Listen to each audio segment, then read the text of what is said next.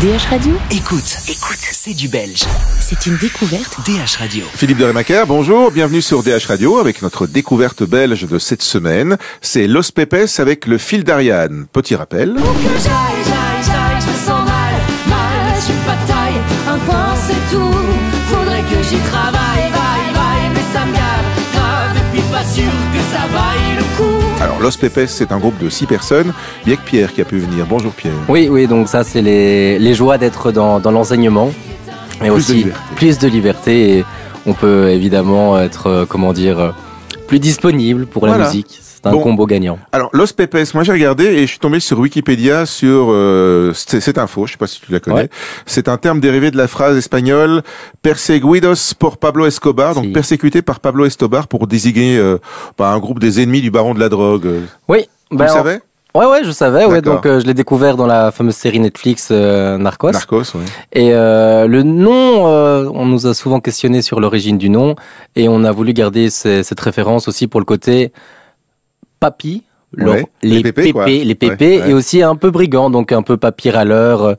On dit un peu ce qu'on pense sur des thèmes d'actualité, mais de façon un peu rétro dans le style musical, en tout cas. Ouais, moi j'aurais rapproché ça un petit peu des, des fanfares un peu genre Goran Bregovic ou des choses comme ça. Ah, je connais pas, j'ai pas la référence. Des Balkans, quoi. Tu vois. Ouais, pourquoi pas. Le côté un peu à la fois festif, mais en même temps un peu plus sombre quand même. Il y a un côté, j'avais un petit peu vu Kermit Salets, mais ici, à la différence des fanfares un peu balkaniques, on met quand même le texte fort en avant, alors qu'il y a une tradition, je pense, dans les Balkans, à faire surtout de l'instrumental, je crois. Je sais pas. Ouais. Et puis alors, vous avez quand même pris aussi déjà avec le nom, une culture un peu plus sud-américaine, quoi. Sud-américaine, en fait, il y a un peu de ça dans le groupe, l'air de rien. Moi, ma mère, elle est chilienne. Ouais. La mère de la première partie du binôme, Pablo, elle est espagnole. Ouais. Et Malika, qui parle aussi espagnol parce qu'elle a voyagé un petit peu. C'est une fille qui voyage beaucoup et elle a eu beaucoup d'influence et elle parle très bien espagnol. D'ailleurs, elle chante une chanson en espagnol dans notre set. Et il y a quand même cette petite influence qu'on peut sentir. Alors ici, le fil d'Ariane, le titre qui est en découverte cette semaine sur DH Radio, il est en français. Oui. Le fil d'Ariane, si je me souviens bien, c'est ce qu'on utilisait dans le labyrinthe avec le Minotaure pour retrouver la sortie. Hein. Ouais, je sais plus si c'est Persée ou Thésée. Là, c'est un petit peu la honte. J'aurais dû revoir avant de faire l'interview. Mais grosso modo, c'est une référence à ce fil qui nous donne un peu la sortie du dédale.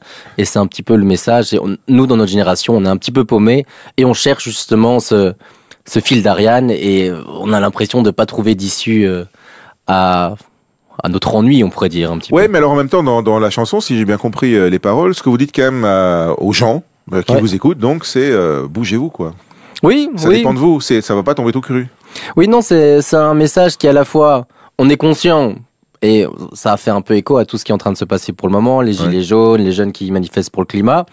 On est tous conscients qu'il y a quelque chose qui va pas bien dans notre société, un truc qui cloche. Mmh. Moi, personnellement, je pense que c'est un peu tout ce qui est capitalisme, etc. Un peu gauche, le micro est rouge, c'est bien. Oui. Et je pense en fait que on sait tous qu'il faut faire quelque chose, mais la tâche paraît tellement immense que parfois c'est plus facile de rester. On fera demain, on reste chez soi, on regarde la télé. On a tellement de confort que c'est des fois difficile d'avoir l'envie de mouiller un peu, d'avoir la rage au ventre, quoi. Ouais. Maintenant, vous l'avez quand même parce que se lancer dans un groupe comme celui-là qui est très organique aussi, avec pas mal d'instruments, avec pas mal de monde aussi, il y a une démarche. Il y a une démarche, oui. Maintenant, j'essaie toujours de réfléchir. Est-ce que on fait de la musique, de la musique nous engagée, mais est-ce que c'est vraiment utile à la société? On peut réfléchir aussi. C'est peut-être mieux que de faire de la musique entre guillemets vide de sens. Ouais. Moi, c'est mon opinion, c'est l'opinion de tous les gens de notre groupe. Ouais. C'est de faire de la musique qui apporte un message. Maintenant, ça doit être en complément d'une action, parce que si tout le monde fait que de la musique, les choses ne bougent pas évidemment. Non, on est juste de bonne humeur. Voilà, mais ça aide aussi. C'est déjà ça, hein. C'est déjà ça, c'est Ouais. vrai. Le groupe, donc, vous êtes 6. Chacun a un peu ses spécialités dans le groupe, ou bien Oui. vous faites un peu de tout au niveau instrument, vous êtes tous multi-instrumentistes? Enfin, il y a une petite anecdote qui dit que on est tous guitaristes dans le groupe, sauf moi. Mais en fait, je compose, je joue de la guitare. C'est juste que sur scène, je me consacre un petit peu plus au chant. Mais tout le monde, il touche, il chipote tout ça, tout. Il y en a des fois, il fait la batterie. Loïc, qui fait beaucoup de guitare. Il fait tous les instruments. Et tout le monde voyage un petit peu. Il y a la trompette qui joue aussi de la guitare, Alex. Donc vraiment, c'est une belle bande, très créatif, très très créative la bande. C'est une bande qui est née sur scène De essentiellement. mecs quand même, hein. créatifs. Sur scène, je sais pas, parce que on a quand même préparé des choses avant de monter sur scène, Ouais. mais c'est là qu'on est le plus à l'aise en tout C'est là cas. que vous avez explosé en tout cas, Oui, enfin exploser le terme et encore musicalement, ouais. Et oui, mais c'est là qu'on est le mieux. On Ouais. est plus un groupe de scène que de studio, que de vidéo, que de trucs comme ça, mais la scène c'est vraiment notre truc quoi. Ouais, en même temps, le clip vidéo qui accompagne ce morceau est très sympa. Il a Ouais. ce côté un peu révolutionnaire cubain, comme ça. Il vive à la révolution, avec d'autres moments qui sont un peu barge, un peu à côté. Ouais, mais on voulait que le clip en fait reflète Ouais. un petit peu l'état d'esprit du groupe. On voulait qu'il soit original, on voulait qu'il soit un petit peu différent, et on a essayé de faire quelque chose dans cette veine-là, quoi. Ouais.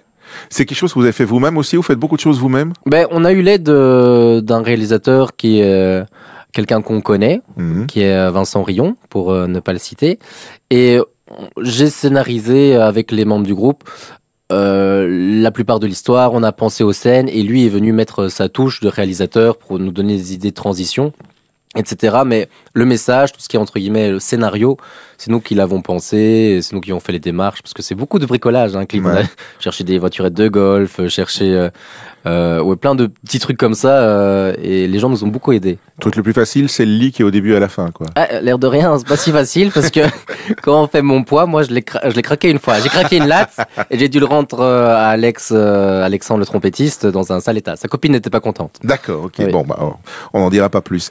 Los Pepes, vous allez monter sur scène. J'ai vu que vous aviez un calendrier déjà pas mal fourni pour Ouais. les semaines qui viennent.